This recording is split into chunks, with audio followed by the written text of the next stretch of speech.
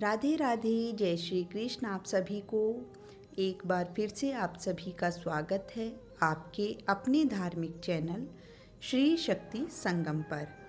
तो आज की इस वीडियो में हम लोग बात करेंगे सावन पुत्रदा एकादशी की व्रत कथा के बारे में। तो चलिए ज़्यादा समय ना लेते हुए बात करते हैं सावन पुत्रदा एकादशी के बारे में। हिंदू धर्म में एकादशी का जो व्रत होता है वो भगवान श्री हरि विष्णु को समर्पित होता है। एकादशी का व्रत करने से मनुष्य को शुभ फलों की प्राप्ति होती है। इस साल सावन पुत्रदा एकादशी का जो व्रत है वो 5 अगस्त 2025 दिन मंगलवार को है।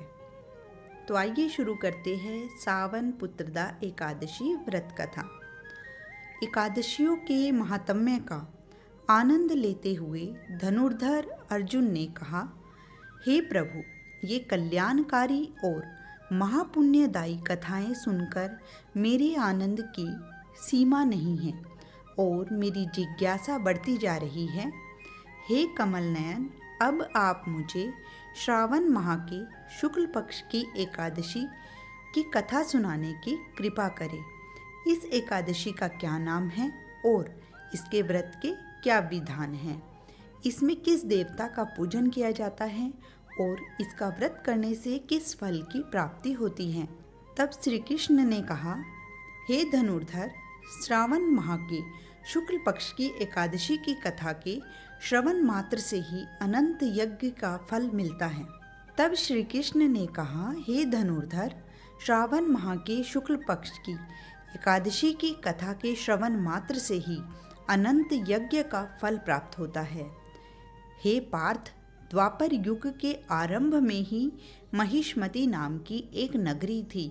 उस नगरी में महाजीत नाम का एक राजा राज्य करता था।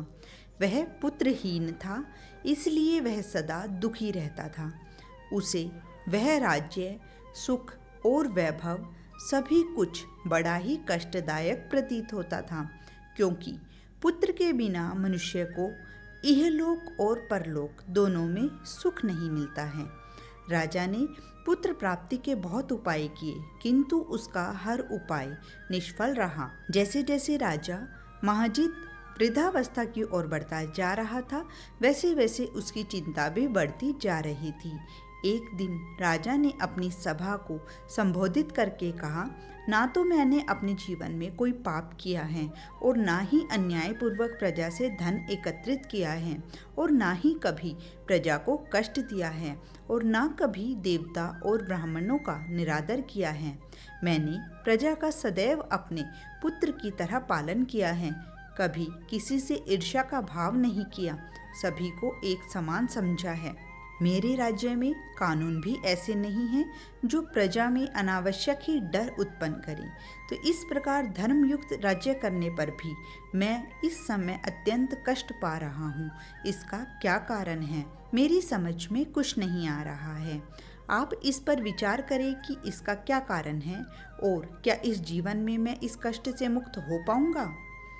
राजा के इस कष्ट के निवारण के लिए मंत्री आदि वन को गए, ताकि वहां जाकर किसी ऋषि मुनि को राजा का दुख बताकर और कोई समाधान पा सके। वन में जाकर उन्होंने श्रेष्ठ ऋषि मुनियों के दर्शन किए। उस वन में वयोवृद्ध और धर्म के ज्ञाता महर्षि लोमश भी रहते थे। वे सभी जन महर्षि लोमश के पास गए। उन सब ने महर्षि लोमश को दंडवत प्रणाम किया और उनके सम्मुख बैठ गए।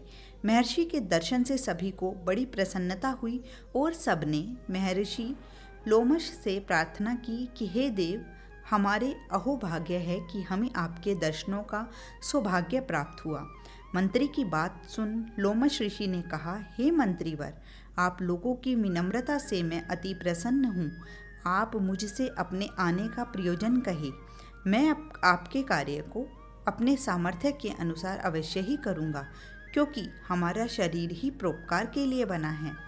लोमश ऋषि के ऐसे मृदु वचन सुनकर मंत्री ने कहा, हे ऋषिवर, आप हमारी सभी बातों को जानने में ब्रह्मा से भी ज़्यादा समर्थ हैं। अतः आप हमारे संदेह को दूर कीजिए। महिष्मति नामक नगरी के हमारे महाराज महाजीत बड़े ही धर्मात्मा व प्रजावत्सल है। वह प्रजा का पुत्र की तरह धर्मानुसार पालन करते हैं, किंतु फिर भी वे पुत्रहीन हैं। हे महामुनि, इससे वह अत्यंत दुखी रहते हैं। हम लोग उनकी प्रजा हैं, हम भी उनके दुख से दुखी हो रहे हैं, क्योंकि प्रजा का यह कर्तव्य है कि राजा के सुख में सुख माने और दुख में दुख माने। हमें उनके पुत्रहीन होने का अभी तक कारण ज्ञात नहीं हुआ है, इसलिए हम आपके पास आए हैं। अब आपके दर्शन करके हमको पूर्ण विश्वास है कि हमारा दुख अवश्य ही दूर हो जाएगा, क्योंकि महान पुरुषों के दर्शन मात्र से ही प्रत्येक कार्य की सिद्धि हो जाती है। अतः आप हमें ये बताने की कृपा करें कि किस विधान से हमारे महाराज पुत्रवान हो सकते हैं। हे ऋषिवर, यह आपका हम पर व हमारे राज्य की प्रजा पर बड़ा ही उपकार होगा। ऐसी करुण प्रार्थना सुनकर लोमश ऋषि नेत्र बंद करके राजा के पूर्व जन्मों पर विचार करने लगे। कुछ पलों बाद उन्होंने विचार करके कहा, हे भद्रजनों, यह राजा पिछले जन्म में अत्यंत उद्दंड था तथा बुरे कर्म किया करता था। उस जन्म में यह एक गांव से दूसरे गांव में घूमा करता था। एक बार ज्येष्ठ माह के शुक्ल पक्ष की एकादशी के दिन की बात है। यह 2 दिन से भूखा था। दोपहर के समय एक जलाशय पर जल पीने के लिए गया। उस स्थान पर उस समय एक गाय जल पी रही थी। राजा ने उसको प्यासी ही भगा दिया और स्वयं जल पीने लगा। हे श्रेष्ठ पुरुषों, इसलिए राजा को ये कष्ट भोगने पड़ रहे हैं। एकादशी के दिन भूखा रहने का फल यह हुआ कि इस जन्म में यह राजा है और प्यासी गाय को जलाशय से भगाने के कारण ये पुत्रहीन हैं। यह जान सभी सभासद प्रार्थना करने लगे, हे ऋषि श्रेष्ठ, शास्त्रों में ऐसा लिखा है कि पुण्य से पाप नष्ट हो जाते हैं। अतः कृपा करके आप हमें ऐसा कोई उपाय बताओ जिससे हमारे राजा के पूर्व जन्म के जो पाप है वो नष्ट हो जाए और उन्हें पुत्र रत्न की प्राप्ति हो जाए। सभासदों की प्रार्थना सुनकर लोमश मुनि ने कहा, हे श्रेष्ठ पुरुषों, यदि तुम सब श्रावण माह के शुक्ल पक्ष की पुत्रदा एकादशी का व्रत और रात्रि जागरण करो और उस व्रत का फल राजा के निमित्त कर दो, तो तुम्हारे राजा के यहाँ पुत्र उत्पन्न होगा। राजा के सभी कष्टों का नाश हो जाएगा। इस उपाय को जानकर मंत्री सहित सभी ने महर्षि को कोटि कोटि धन्यवाद दिया और उनका आशीर्वाद लेकर अपने राज्य में लौट आए। इसके बाद उन्होंने लोमश ऋषि की आज्ञानुसार पुत्रदा एकादशी का विधान पूर्वक उपवास किया और द्वादशी को उसका फल राजा को दे दिया।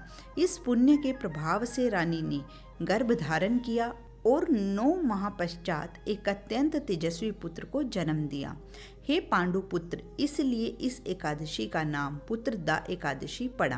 पुत्र की इच्छा रखने वाले मनुष्य को विधान पूर्वक श्रावण माह के शुक्ल पक्ष की एकादशी का व्रत करना चाहिए और इस व्रत के प्रभाव से इस लोक में सुख और परलोक में स्वर्ग की प्राप्ति होती है। तो ये थी पुत्रदा एकादशी की व्रत कथा।